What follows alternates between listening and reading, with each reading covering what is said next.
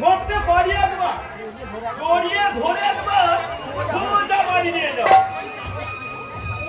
ও এইভাবে তোর যদি বান্ধবী আমাকে একবার জড়িয়ে ধরে ঘরে নিয়ে যেত রে, তাহলে আমার এই জীবনটা ধন্য হয়ে যেত। সকাল সকাল আমার কাজের মাথা খেয়ে তোমার চলে গেলে সবু। আরে ভগবান ফিরে বিবেগুলির দিকে নজর দিতে তো লজ্জা করে না সবু। কাজ তো আমার এখন একটাই রে, কিভাবে দু একটা মেয়েকে নিয়ে গিয়ে পুনেতে বেচা যায় প্ল্যান তৈরি করা। খুব সামনে কথা বল সবু। জন্ম তোমারই গরিবের ঘরে, মা বোনেদের দিকে নজর দিলে তোর হাত জমি কেটে আমার হাত কাটার আগে তোর এই হাত কি তবে ছাগল বাড়া ধরতে পেয়ে আমি তোর বুকে লাথি মারবো রে সবু। পারবি না, পারবি না, কারণ তোর এই করণের চিঠিটারে আমি তোর পা দুটো জড়িয়ে দেব। তোদের মতো গোপাল ছেলেদের কিভাবে খাওয়ানো হয় সেটা আমি খুব ভালোভাবে জানি। আজকালকার দিনের কোন ছেলে আর শুধু গোপাল হয়ে মাটি বাজায় না, অন্যায় অবিচার দেখলে তারা মাছ ধরতে পারে। সকালবেলা একটু গা গরম করার কথা আলোচনাতে মনটা চাঙ্গা করছিলাম, কোথা থেকে চালাই পাগলটা সব বাটা বাজিয়ে দিল। তা ভাগ এখান থেকে, জায়গাটা পাল্টা। আমাকে জায়গাটা পাল্টাতে না বলে তুই তোর চরিত্রটাকে পাল্টা, না হলে না হলে না হলে পরিবর্তনের হাতে যাবে। ছেলেমেয়েরা যে স্বাধীনতা পেয়েছে তার জন্য তোদের মতো চেতনাহীন, বিবেকহীন, মনুষ্যত্বহীন কাপুরুষগুলোর অধিকারটা কেড়ে নিয়ে তোদের নীতিটাকে অবশ্যই পরিবর্তন করে দেবে। তুই জানিস তুই এত বড় পাগল, কিন্তু আমি জানতাম না এরা একটা পাগল। এই ভগবান পরিগ্রামে আমাকে সবাই প্রাণ বলে ডাকে, আর এই মজুরের মতন এক রত্তি ছেলে পাল্টাবে আমার নীতি। অনেক গাধা, কলকাতার কালীঘাটের একরত্তি মেয়ে ওই মমতা ব্যানার্জি যদি এই সারা বাংলার নীতিটাকে পাল্টাতে পারে, তাহলে ভগবানপুরের মনসুর সজলটা তোর নীতিটাকে পাল্টাতে পারবে না। পরিবর্তনের ঝড়ে কেটে যাচ্ছে দুর্নীতির কালো মেঘ। আমি আমার দিব্য চক্ষু দিয়ে দেখতে পাচ্ছি পরিবর্তনের গান লেখার জন্য আবার কবিগুরু রবীন্দ্রনাথ ঠাকুর গরম ধরেছে। বঙ্কিমচন্দ্র আবার লিখতে বসেছে উপন্যাস। বিদ্যাসাগর আবার মাইকেল মধুসূদনকে সাহায্যের হাত বাড়িয়ে দিয়েছে। কবি সুকান্ত ভট্টাচার্য রামকৃষ্ণ পরমহংসদেবের কাছে গিয়ে বলছে, ঠাকুর তুমি তো গিরিশ ঘোষের ক্যান্সারটা নিয়েছো, তাহলে আমার ক্যান্সারটা না। আমি বাঁচতে চাই, বাঁচতে চাই। নেতাজি সুভাষচন্দ্র বোস চিৎকার করে বলেছিল, তোমরা সেদিন আমাকে রক্ত দিয়েছিলে, আজ তোমরা স্বাধীনতা পেয়েছ। গত 36 বছরের নেতারা কথার খেলাপ করলেও আমাদের নেতাজি কিন্তু কথার খেলাপ করে।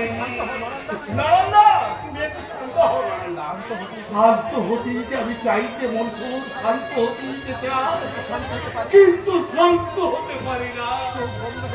চোখ বন্ধ করলে আমি দেখতে পাই আমার সীতাকে ওরা সীতায় পুড়েছে।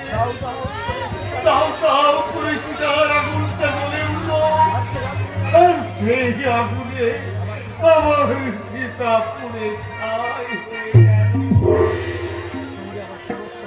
সঙ্গে আমার সমস্ত আশা আকাঙ্ক্ষা স্বপ্নগুলো ভেঙে গেল। আমার সাজানো ঘর চোখের জল বন্যার নিয়ে ভাসিয়ে নিয়ে গেল আমার ওই সোনা নীতি। পারি না, পারি না, আমি এখনো ভাবতে পারি না আমার সীতা আমার। এই ভগবান গ্রামে যে প্রতিবাদ করবে তাকে মরতে হবে রে পাগলা। তুই পুলিশ হয়েও তোর বউকে তুই রক্ষা করতে পারিনি। আরে তারা পাবলিক কিভাবে নিজেকে রক্ষা করবে? হ্যাঁ, তাই তো ভালো কথা বলে আমি আমি তো পুলিশ। আমাকে এক্ষুনি থানায় যেতে হবে। যে আমার বউকে মেরেছে তার বিরুদ্ধে এফআইআর করতে হবে, তাকে অ্যারেস্ট করতে হবে, চার্জশিট দিতে হবে। এখন তো আমার অনেক কাজ। তোদের সাথে গল্প করে সময় নষ্ট করলে চলবে না। এই দেখেছো আমার টুপি আর পিস্তলটা আমি কোথায় যে রাখলাম আমার মনে পড়ছে না।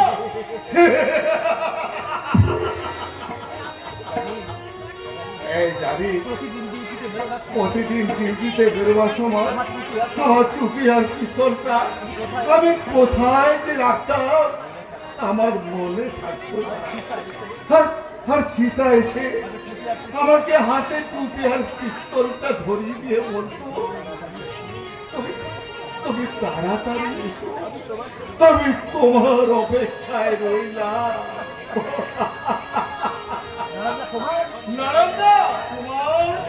আরে আমার বাবা হবার ইচ্ছে ছিল। একদিন সীতা এসে দাঁড়ানো আমার সামনে, সেদিন ওকে কি সুন্দর লাগছিল। লাল বেনারসি পরেছিল, চুলে আটকে ছিল বেল ফুলের মালা, খবর লাল রঙের সিঁদুরের টিপ। সে এসে আমাকে বলল আমি না মা হতে পারছি না। আর সেই কথাটা শোনার পর আমার সেই কি আনন্দে আমার চোখ দিয়ে জল বেরিয়ে আসলো। দোলনা থেকে খেলনা আমি সব কিনে এনেছিলাম। তারপর ওই শয়তানগুলো আমার মাথায় রড মেরে আমার ছিদাকে আমার কাছ থেকে কেড়ে নিয়ে গেল। ও চিৎকার করে বলেছিল, বাঁচাও বাঁচাও বাঁচাও। আমি পারিনি। অসম্ভব যন্ত্রণা হচ্ছিল আমার মাথার মধ্যে। কপাল থেকে রক্তের স্রোত নেমে আসছিল আমার পায়ে। ওই শয়তানগুলোর কাছ থেকে আমি সীতাকে ছিনিয়ে আনার চেষ্টা করেছিলাম, কিন্তু হলো না।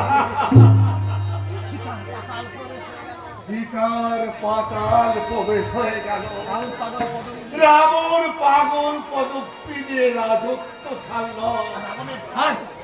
আর ওই সেরা রাবণের দল বসল অযোধ্যার সিংহাসনে। বাল্মীকি মুনির রামায়ণ আজ কেজি ধরে বিক্রি হয়ে গেল ওই মুদি সোনার দোকানে। রিয়াকে আবার কেড়েছিস তোরা, ভেঙেছিস ঘর বাড়ি।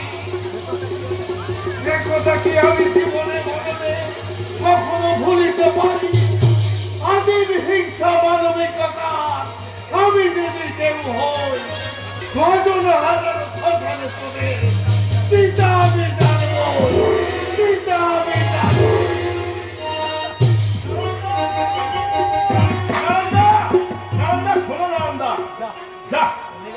চলে গেল।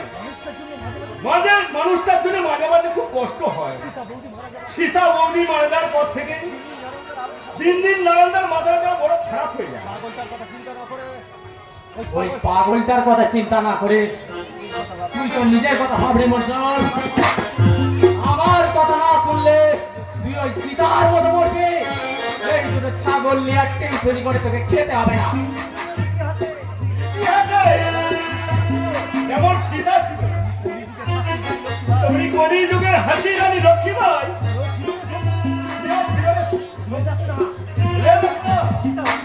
সীতা অগ্নি পরীক্ষা দিয়েছিল। হাসি রানী লক্ষ্মীবাই ইংরেজদের দুর্গে আগুন লাগিয়ে দিয়েছিল।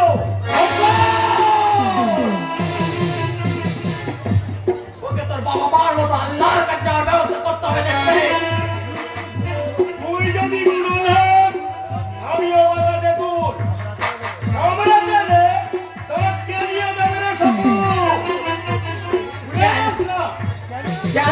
করছিস মাইরি? জানিস তো আমার মাথার উপর কার হাত আছে। আচ্ছা বরং বেশি লাফালাফি না করে তোর বন্ধুর বোনটার সঙ্গে আমার লাইন করিয়ে দে। তোকে অনেক অনেক টাকা দেবো।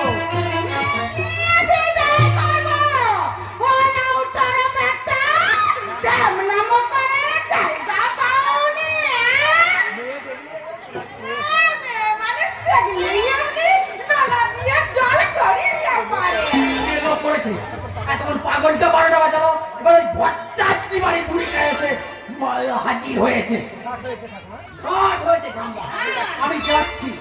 আরে যাবি তো নিশ্চয়, যাবি তো নিশ্চয়, কিন্তু যাবার সময় শুনে যা, উল্লাউ তোর বেটা এর যদি তোকে এই রাস্তা ঘাটে বনে বাজারে ঘুরে ঘুরে মেয়েদের নিয়ে নষ্ট করতে দেখি, তাহলে কিন্তু ওই হোগলার জঙ্গল থেকে পিচুতি পাতা নিয়ে এসে তোকে ল্যাংটা করে তখন শুধু চুরির কাবি আর চুল কাবি।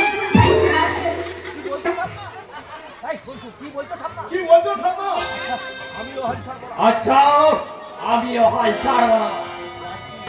মাছের ওই কচি জামরুলে ফুল আমি ফোটাবই ফোটাবো। চলে গেছে ঠাম্মা। হারামিটা তোমার তারাকে একবারে পুগার পর।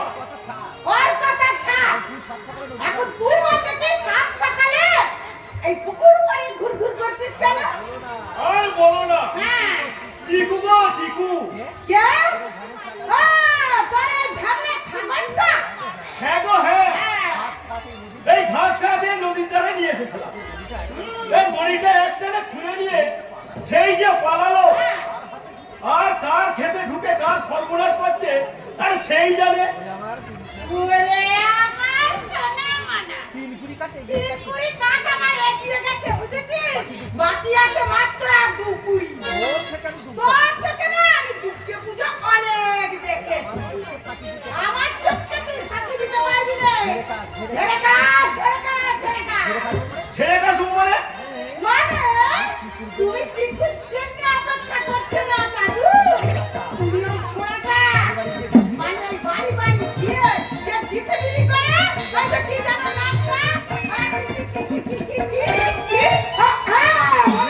মনে পড়েছে সাজল। তুমি ওই সাজলের জন্যই অপেক্ষা করছো। তুমি তো একবার ইয়ে মানে কি? ইয়ে মানে বিয়ে। বলে বাজারে না ঘুরে তাহলে এবার খুলে সজ্জার ঘরে ঢুকলেই তো হয় বাপু। আম্মা আরে মেয়েটার জন্য অপেক্ষা করছিস তো? আমি কি জানি না, সব জানি। আচ্ছা ঠাম্মা, হ্যাঁ? কবে কোথায় কি হয়েছে শুরু থেকে শেষ পর্যন্ত তুমি তো সবই জানো। তা কি করে জানে বলো তো? জানতে হয় রে বাবা, জানতে হয় বুঝেছিস? আমি হচ্ছে এই ভগবানপুরের একেবারে পঞ্জিকা। আমার প্রতিটা পাতায় লেখা আছে ভগবানপুরের ইতিহাস। আরে পাতা অনুষ্ঠানেই বেরিয়ে পড়বে সেই সব ঐতিহাসিক চরিত্রগুলো। মার মাঝে কি সব ভারী ভারী কথা বলো না, আমার সব মাথাটা ঘুরিয়ে যা। বেশ, এখন তুই তোর এই চিকুর জন্য অপেক্ষা কর, আর ওই মেয়েটার জন্য আমি ততক্ষণ একটা ডুব দিয়ে আসি। ডুব দেবে পরে ঠাম্মা, ডুব দেবে পরে। আগে শোনো, তোমাদের জন্য দারুণ একটা খবর আছে।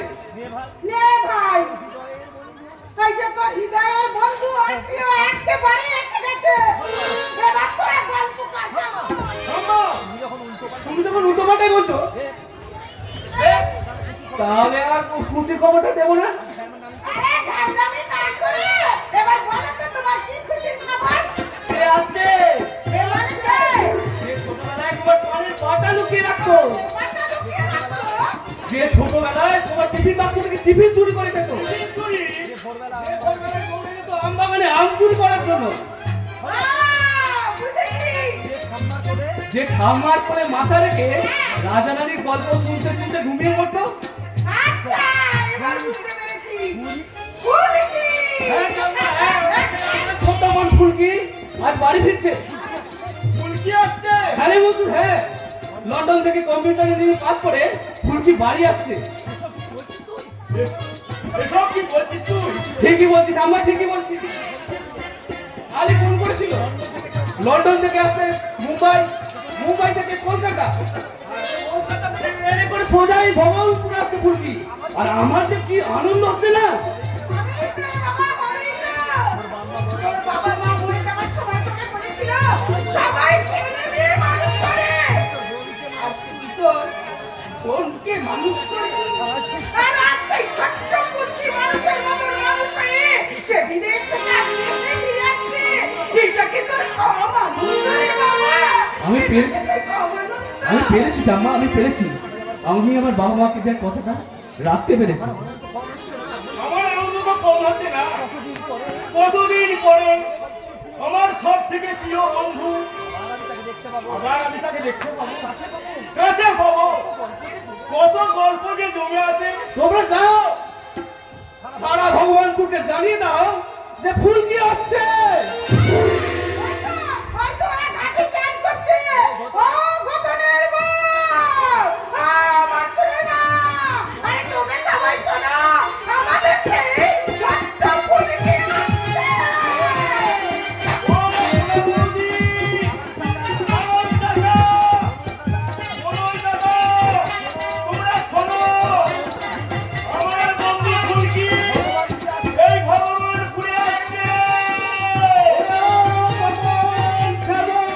বিষ্ণু, তোরা শোন, শোন, আমার বোন, আমার ফুলকি গ্রামে ফিরছে।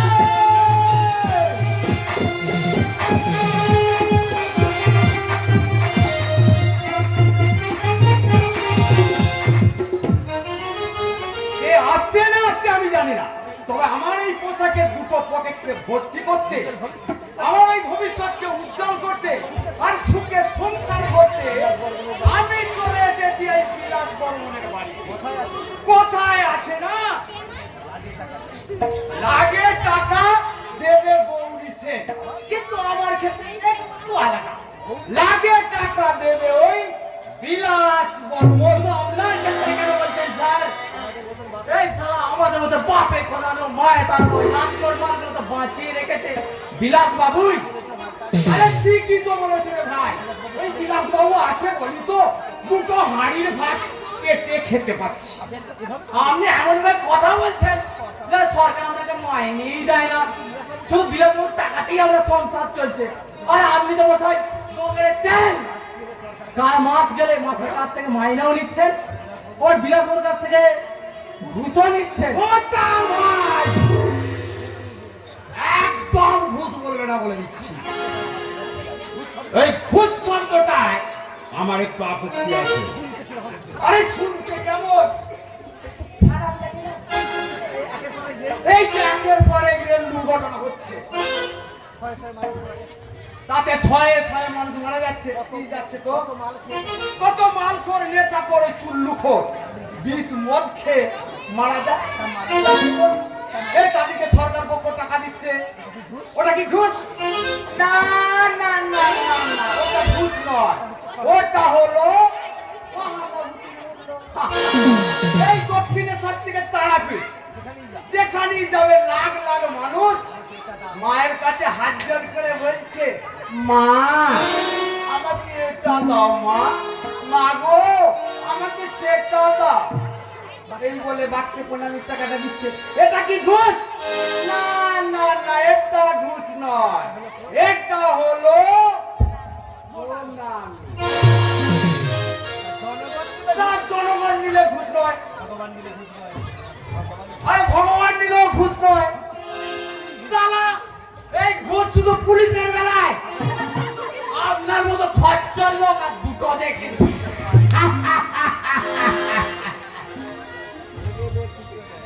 দেখবে কি করে রে ভাই, দেখবে কি করে? আমি তো বাবা মার একমাত্র ছেলে। আমার জন্মে পর আমার বাবার প্রেসার, সুগার, হাই হাঁপানি হাজার করে বাড়তে শুরু করলো। তারপরে তো মা বললো এখানে আমি। সে তো বুঝলাম, কিন্তু এখন বিলাসবাবু আসছেন না কেন? তখন ঠিক আসবে। একটা কথা মাথায় রাখবেন, স্যার ঘড়িকে দেখে চলে না, ঘড়ি স্যারকে দেখে চলে। অপরাজিতা, আমি ভারতবর্ষের প্রথম শাড়ি শিল্পপতি বিলাস বর্মনের সেক্রেটারি অপরাজিতা। স্যার আসবে যখন বলেছে তখন ঠিক আসবে। আমি স্যারকে যতটুকু চিনি, আপনারা স্যারকে ততটুকু চিনেন না। স্যার তার যখন আসবে তখন আসবে, তাই তার জন্য একটু অপেক্ষা করতে হবে। অপেক্ষা করা হবে। কারণ কখনো তিনি আসতে পারে ক্ষুধার্ত বাঘের মতো, আবার কখনো তিনি আসতে পারে হিংস্র জানোয়ারের মতো। অপরাজিতা, অপেক্ষা করতে হবে তার জন্য যার ডান হাতের খবর বাম হাত জানে না। অপেক্ষা করতে হবে তার জন্য যার শরীরে বইছে হিংস্রতার রক্ত। অপরাজিতা, গীতা, বাইবেল, কোরআন যে মানে না, আল্লাহ ভগবান গডকে যে বানাতে চায় তাদের কৃতদাস। অপেক্ষা করতে হবে তার জন্য অজগরের মতো যে এই সমাজটাকে গিলে ফেলতে চায়। অপেক্ষা করতে হবে তার জন্য, আর তার সময় যখন ঘড়ির কাঁটার সাথে মিশে যাবে, প্রকৃতি আলোকিত হয়ে উঠে আসবে, আর তখন সে এসে বলবে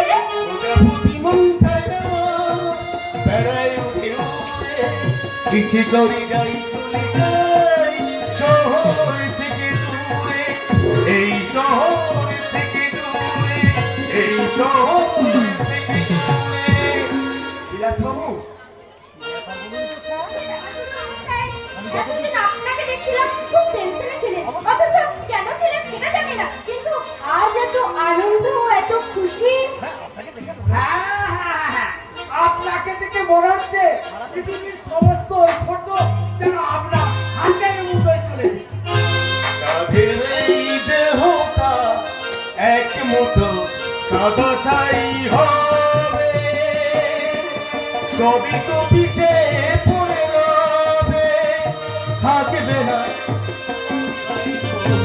ঝলমলে দাঁড়িবে, চিতাতেই সবসে চিতাতেই সবসে, এই তো জীবন।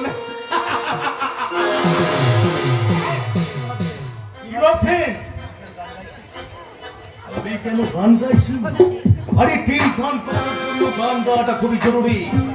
গান না গাইলে আবার আমার টেনশন হবে। আর সেখান থেকে আমি আমার এই ক্ষমতাকে মেনশন করে সবার থেকে দূরে ছড়িয়ে দেব। বলে উত্থান আমার কাছে তুচ্ছ হয়ে যাবে সব কিছু মিলে। চেতনা আদর্শ সত্যরা খুঁজে পাবে না কোনো পথ সলিউশন। আর যা থেকে লোক লালসার হেডকোয়ার্টার্সে আমার হবে প্রমোশন। তখন আপনারাই আমাকে বলবেন, মিস্টার বিলাস বর্মন, কনগ্রাচুলেশন, কনগ্রাচুলেশন, কনগ্রাচুলেশন। অপরাজিতা, তোমাকে পোশাকে শেখে যাচ্ছে, মনে হচ্ছে সব কাজ ক্লিয়ার ক্লিয়ার। হ্যাঁ, আজকে কথা বলুন, পাশের ঘরে আপনার স্ত্রী আছে, আমাকে আপনাকে এভাবে দেখলে খারাপ করবে। এটা কোনো সরকারি হাসপাতাল নয়, আর আমার স্ত্রী পশ্চিম বাংলার মুখ্যমন্ত্রী নয় যে যখন তখন যেখানে সেখানে কাউকে কিছু না বলে চলে আসছে। তাছাড়া আমার স্ত্রী এখন মন্দিরে পুজো দিতে গেছে। সে না হয় বুঝলাম, কিন্তু আমাকে কেন এখানে ডাকা হয়েছে সেটা তো বুঝলাম না। আপনার উপর আবার খুব রাগ আছে স্যার বাবু। কেন স্যার? আমার উপর কেন রাগ হচ্ছে সেটা তো কি বললাম? হ্যাঁ, আমি আবার কি বললাম? আরে ওটার জন্যই তো রাগটা হচ্ছে। কেন স্যার? এখনো কিছু করেননি, দিনকাল খুব খারাপ স্যার বাবু। একটু চোখ কান খোলা রেখে কাজ করুন। কি বলতে চাইছেন বলুন তো বিলাস বাবু? শোনো, পুরনো সরকার ছিল, আমারও বেশ চলছিল, তুম করে পরিবর্তন। আর এই পরিবর্তনের পরই তো কারখানার শ্রমিক নেতা ওই অধিকারী আমার বিরুদ্ধে মাথা চাড়া দিয়ে উঠেছে। মুখ্যমন্ত্রীর কাছে যাবো বলছে। আচ্ছা আপনারাই বলুন, আমার মতো সাদা সিধে সরল প্রকৃতির মানুষ এইসব ঝামেলা কি পোষায়? ওরা চাইছে নাকি স্যার? ন্যায্য অধিকার। আরে এই তো অধিকার চাইতে চলে এসেছো। তা কেমন আছো অধিকারী? আমার বাড়ির খবর না নিয়ে এখানে কেন ডেকেছেন সেটা বলুন। বাবা খুব নারায় আছো দেখছি। গল্পের মতো ছোট করে ব্যাপারটা বুঝিয়ে বলছি। শুনলাম তুমি নাকি খুব ইদানিং আন্দোলন করছো, কারখানা গেটের সামনে মঞ্চ করে ধর্নায় বসছো, আবার আমার বিরুদ্ধে অনুসরণ করার চিন্তা করছো। তা কি বলছো?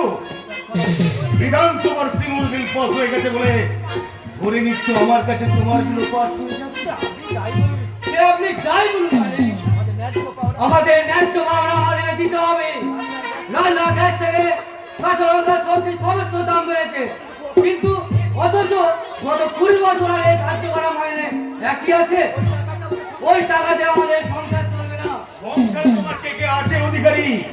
বউ, দুটো বাচ্চা, বুড়ো বাবা মা, অবিবাহিত বোন। এবার আপনারাই বলুন, গত 10 বছর ধার্য করা মাইনেতে সংসার চলবে কি করে? আমি তোমার সাথে এত বড় সংসার চালানো চাই না। সবু, একটা কাজ কর, আজ রাতে অধিকারীর বাড়িতে আগুন ধরিয়ে দে। চিন্তা করো না, তুমি আমার বাড়িতে থাকবে, তোমার খাবার দাবার মদ এমনকি মেয়ে ছেলে পর্যন্ত আমি দেবো। ইলেকট্রিক মিটার থেকে ফোন কাটতে হয়ে তোমার গোটা পরিবারটা জীবন্ত মর যাবে। তখন তো তোমার কোনো দায়িত্ব থাকবে না, তুমি একা যে কটা টাকা মাইনে পাচ্ছ তার খরচ করেও বেঁচে যাবে।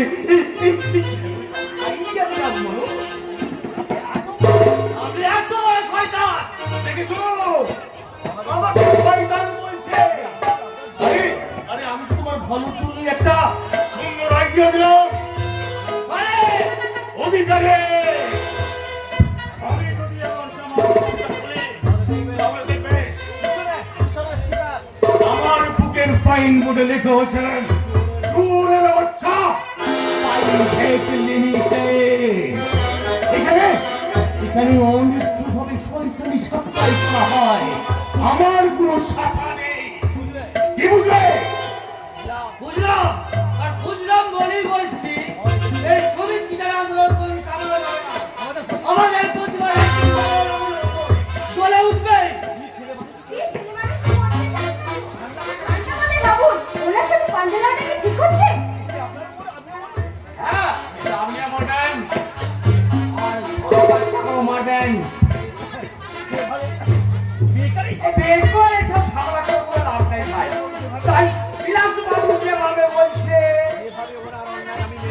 এভাবে ওনার অন্যায় আমি মেনে নেবো, ভোগ করে না। আমি সবাইকে বলে দেবো, আর আপনার মোবাইলটা আমি তুলে দেবো। বাহ, কুশল বাবু, এই আপনার কোথায় আর কোনো পদোন্নতি হলো না? কেন স্যার? আরে কেন কি বলছেন? আরে আমি তো ভেবেছিলাম কমিশনার সাহেবকে বললে আপনার একটা পদোন্নতির ব্যবস্থা করবো, কিন্তু এখন তো দেখছি এই মাল পাবলিকের সামনে আপনার সব দুর্নামের কথা ফাঁস করে দেবে। পাবলিক থানা ঘেরাও করবে, মিডিয়ার সামনে আপনি হয়ে যাবেন black listed police officer. Black listed, তখন কি আমি আর আপনার মতো সুপারিশ করতে পারবো? তবে চোরের বাচ্চা, এই আপনি কি করছিলেন? তার কখনো পাকের মাংস খায় না। আপনি আপনি আমার সামনে দাঁড়িয়ে আমার এই কারখানার কর্মচারীকে শুধুমাত্র নিজের স্বার্থ রক্ষার জন্য মারতে চাইছিলেন। আপনি যদি সত্যি সত্যি গুলিটা চালিয়ে দিতেন তাহলে রক্তকারী আপনি কি করবেন মালিক? আরে আরে আমি তো কিছু করিনি। যা তোরা করলে তো তুমি। আমি হ্যাঁ, তুমি। আর এই খবরটা জেনে যাওয়ার পর তুষার তোমার বাড়িতে অ্যারেস্ট করতে আর তুমি একটা গুলি করে দাও আর এনকাউন্টার করে তোমাকেও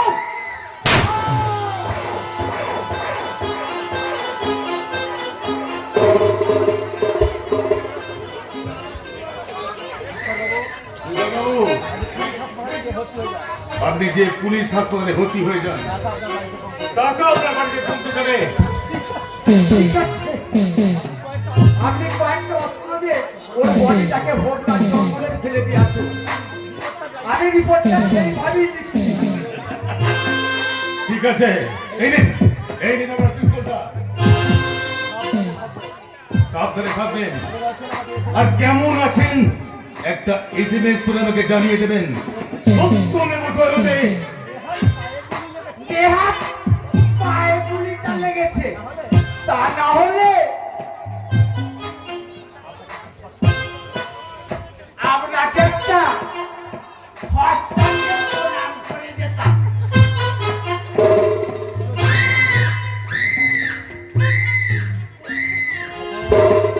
তখন যা সত্যমেব জয়তের বাচ্চা যেভাবে বলে গেল অধিকারীর লাশটাকে সেইভাবে সাজিয়ে দেওয়া যাবে। ঠিক আছে বিলাস বাবু।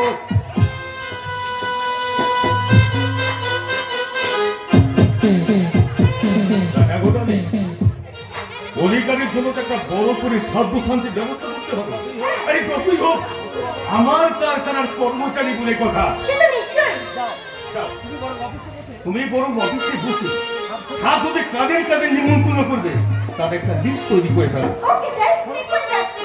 শোনো, রাতে গেস্ট হাউসে এসো, আমার সেবা করলে পুণ্য তোমারই হবে। যবে থেকে এই চাকরি জয়েন করেছি তবে থেকেই তো আমি আপনার সেবা করছি। ইয়া নতুন কি? আছে সেদিকে খেয়াল রেখেছো? সে তো পারছে। কলেজে পরীক্ষায় 2 নম্বর পাইয়ে দেওয়ার জন্য ওই বাপের বয়সী হেডমাস্টারটা আমাকে জড়িয়ে ধরতে এসেছিল। কলেজে অ্যাডমিশনের জন্য আমাকে ওই হেডমাস্টারটা অন্ধকারে ঘরে নিয়ে যেতে চেয়েছিল। আর 2 বছর আগে আপনি আমাকে এই চাকরিটা দিয়েছিলেন বলে আমাকে যে আপনার নামে সত্যি দিতে হয়েছিল। কিন্তু এই মমতা ব্যাংক ব্যালেন্স পেয়েছে তা জানি না স্যার। কিন্তু আমার জীবনে দুঃখ যন্ত্রণা আরো দ্বিগুণ বেড়ে গেছে, দ্বিগুণ। অপু, চিন্তা করবেন না স্যার, আপনার যৌবনের খিদে মেটাতে আমি আপনার গেস্ট হাউসে ঠিক পৌঁছে যাব। কিন্তু এখন আমরা দুজন এত কাছে, দুজনে প্রেম ভরা জয়জনে, এত কাছে, দুজনে প্রেম ভরা জয়জনে,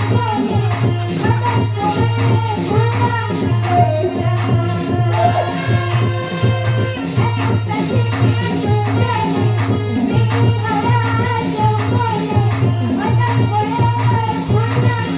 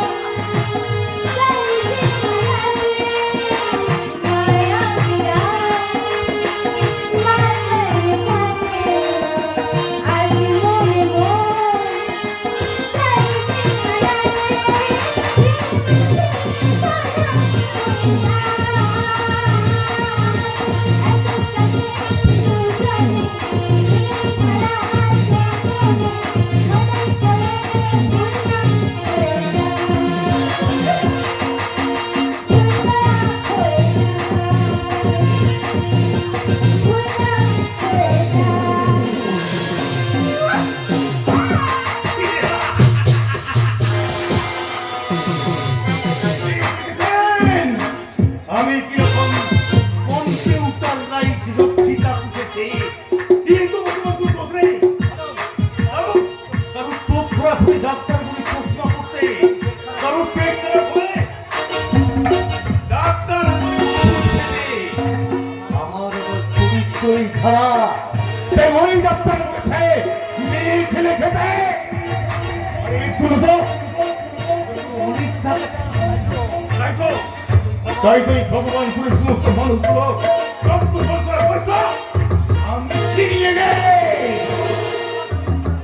তৈরি করে ষড়যন্ত্রের মধ্যে ওরা এক একটা হাত মারা কাঠের পুতুল। আমার সন্তানের সময় আমি ওদের নাম নিয়ে যাচ্ছি। আমার ইশারাতে নাচবে না, তার হাতে আমি ধরিয়ে দেবো। এই চলে যাওয়ার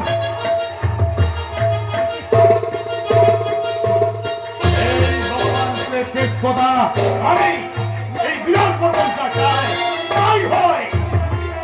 কদিন ধরে একটা কথা আমার মাথার মধ্যে ঘুরপাক খাচ্ছে জানেন? ওই সরকারের কথা বলছি শুনছি বিদেশের পড়াশোনা শেষ করে এই গ্রামে ফিরে আসছে।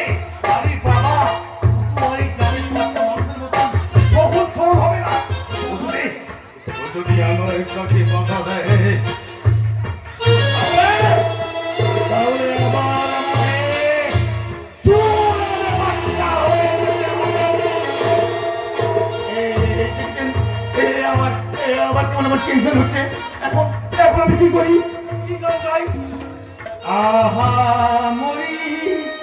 কি যে করি টেনশনে মন ভরেছে ফুলের মতো ফুলকি আমার মনকে পাগল করেছে ফুলের মতো ফুলকি আমার মনকে পাগল করেছে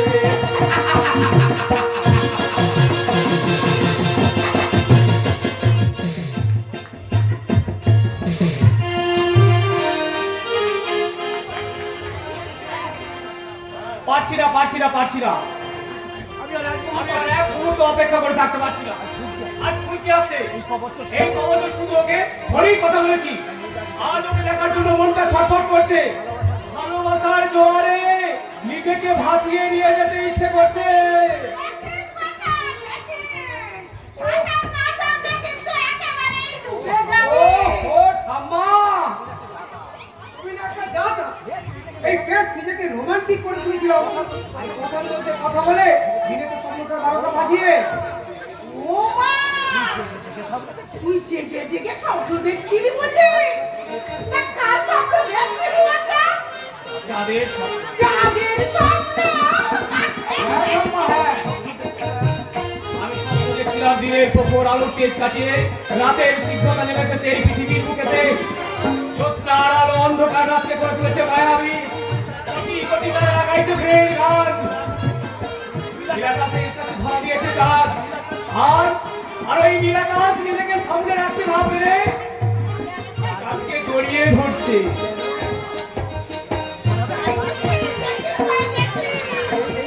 এই চাঁদের আমার বাচ্চা না হয়ে যায়। ঠাম্মা,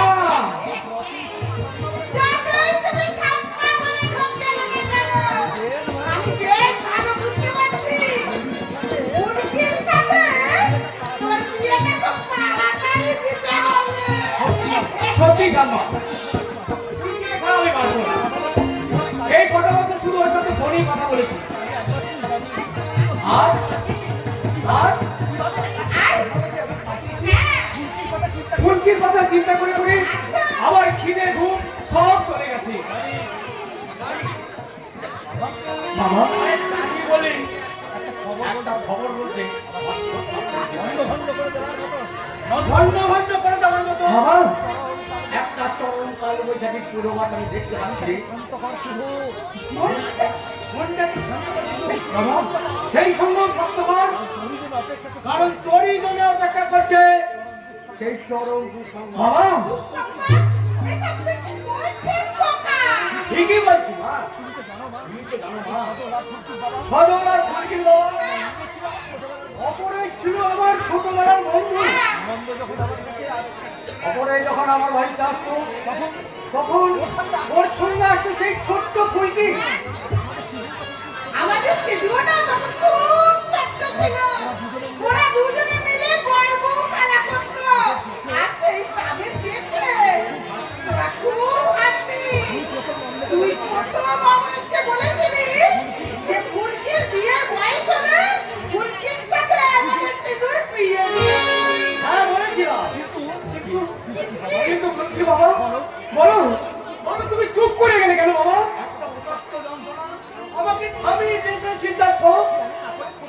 আর রানী না করে বল না খোকা, তুই কি বলতে চাইছিস? সকালে সজল বললো কি বললো? কাকা বাবু ফুলকি আসছে নিজের বউকে দেখার জন্য মনটা খুব আনন্দে নেচে উঠেছিল। ফোন করে ঠাকুর সাথে একটা বিয়ে ছিল দেখতে বললাম। এক রাত আসাপুকে নিয়ে ফুলকিকে আনতে স্টেশনে গিয়েছিলাম, কিন্তু স্টেশনে ফুলকিকে দেখে বুঝতে পারলাম ফুলকি আমার ছেলেকে নয়। আমি 8 মাস আগে এক বিদেশের সাহেবকে বিয়ে করেছে, দেশে ফিরেছে। আজকের ফুলকি বিবাহিতা। না না বাবা না, এ হতে পারে না বাবা, এ হতে পারে না। এ হয়েছে সিদ্ধার্থ, হয়েছে। আরে আমি নিজের চোখে দেখে এসেছি। ওর শীতে ছিল হাতে শাখা। না বাবা না, এই কথা শোনার পর আমার মনটাই যে ফাঁকা হয়ে গেল বাবা। চোখের জলে ঝাপসা হয়ে গেল আমার দু চোখের স্বপ্ন। এখন আমি কি নিয়ে বাঁচবো? আমার এই যে মিথ্যে হয়ে গেল সম্মান, মাঠ ভরা উচ্ছ্বাসের ধাক্কায় তলিয়ে গেল আমার স্বাদের কুড়ে ঘর। আমার সাথে কি করলো সম্মান? তুমি আমার কি শোনে বাবা? এখন আত্মহত্যা করা ছাড়া আমার যে আর কোনো পথ খোলা রইল না বাবা। একজনে সব দাঁত করে ফেলে দেবো আজকের দেখেছো মা, দেখেছো? আরে আমি যদি মরে যাই এবারটা এমন ভাবে থাকবে না। যেমন এখন কাঁদছে শোন, আমি যে কথাগুলো বলেছি সব মিথ্যে। মিথ্যে? হ্যাঁ মিথ্যে। উল্টি বিয়ে করিনি। মানে এতক্ষণ তুই আমাদের সাথে নাটক করছিলি খোকা? হ্যাঁ মা, হ্যাঁ নাটক করছি। বিশ্বাস করো মা, এই নাটকের নাট্যকার আমি নয়, সেই উল্টি। ট্রেন থেকে নেমে ফুলকি আমাকে বললো, কাকা বাবু শুধু আগের মতো আমাকে ভালোবাসি কিনা তার একটা পরীক্ষা নিতে হবে। বানিয়ে বানিয়ে সব কথাগুলো দিয়ে বলবে। আরে আমিও এখানে এসে বন্দির হয়ে ফুলকি কোথায়? এবারে কেন কি করবি রে? ওর গলা টিপে খুন করে আমি নিজে জেলে যাবো।